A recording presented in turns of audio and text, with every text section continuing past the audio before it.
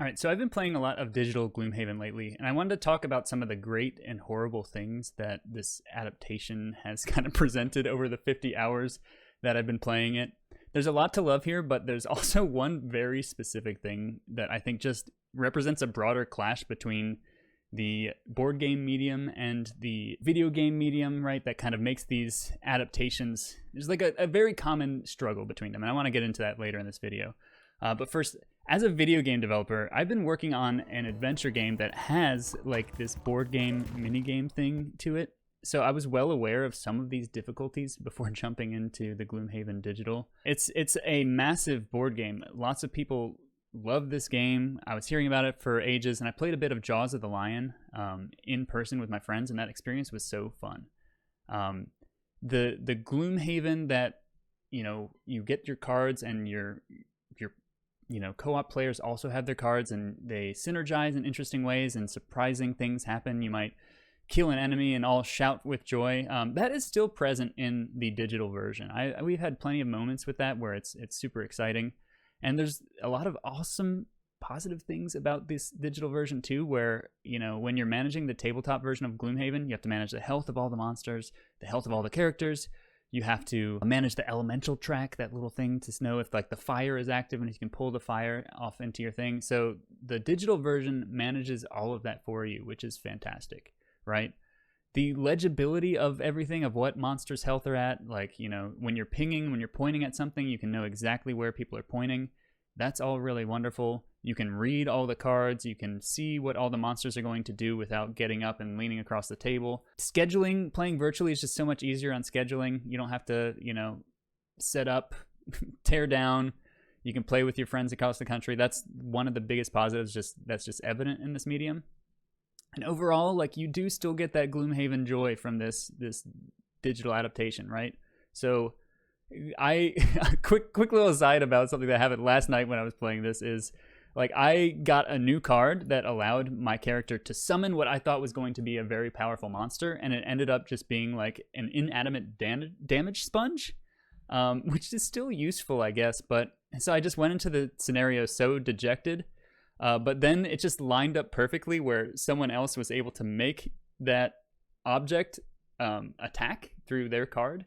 And it ended up doing double damage with a crit and one-shotting like a really difficult enemy. It's just, we all were just like cheering, and it was just like this surprise thing that like only happens in Gloomhaven with the, you know, the way that the cards kind of interact with each other, and the characters are so well designed and stuff. It's still some of that juicy choice making and surprising outcomes that you expect from the game.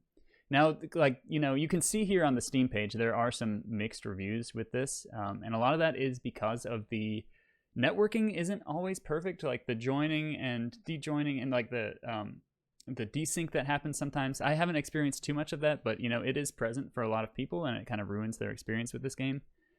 And I think like the other thing that's really missing from a digital board game is like onboarding new players is a little bit harder. You can't just like kind of hold their hand and walk them through it as easily. Like, teaching players in person is so much more enjoyable than teaching them over a Discord call and trying to know what they're talking about on their screen and stuff like that. It just becomes very difficult. So if people are familiar with the game, that's handy. And you are like, of course, you're missing some of that in-person connection that makes board games such a beautiful medium. You know, being there at the tabletop with your friends, goofing around is just, you know, you can't really replace that experience, but you can kind of, you know, simulate it a little bit, and you do get that here to a certain extent. Now, the biggest negative that I was talking about earlier is that with digital board games, the rules are not up to like interpretation. The rules are the rules, right?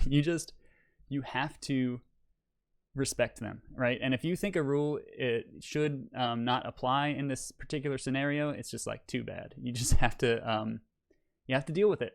If you did not think a monster should have been able to use that ability or whatever, right? And you can restart the round and play it over knowing that, but you can never really do a mulligan. Like, if you're really like 2 hours into a scenario and you just want to, you know, okay, whatever, this rule is not really great, we just want to mulligan this, or we just want to blow past this and finish the scenario and count it as a win. You just can't do that in the digital version, which I think is the biggest negative. It's the most frustrating thing to me, because I think, like, rules are just like there to kind of give you guidelines to kind of have fun, but they shouldn't be like stopping you, inhibiting you from having fun, right? I think, and when you're playing around a table with your friends, you can come to a consensus about that and figure out what the best way for you to play is. But you just don't get that in the digital version, right? Skytech in the chat just said that Uno adaptation does really good with rules and taking in a bunch of popular house rules and making them optional. Like you can set which house rules you want. And I was just thinking how funny it would be if Gloomhaven had just like a, I mean, there's no like established house rules, but if there was just a mulligan button, or maybe there's just, you know, at the end of the scenario, there's a win button there. You can just call it a W. Instead of having wasted that 2 hours. Vote for victory. Yeah, exactly. Thank you, Skytech, for that. So yeah, I think that also kind of ties back into this tutorial issue that made, you know, my game in Forklift Flowerpot.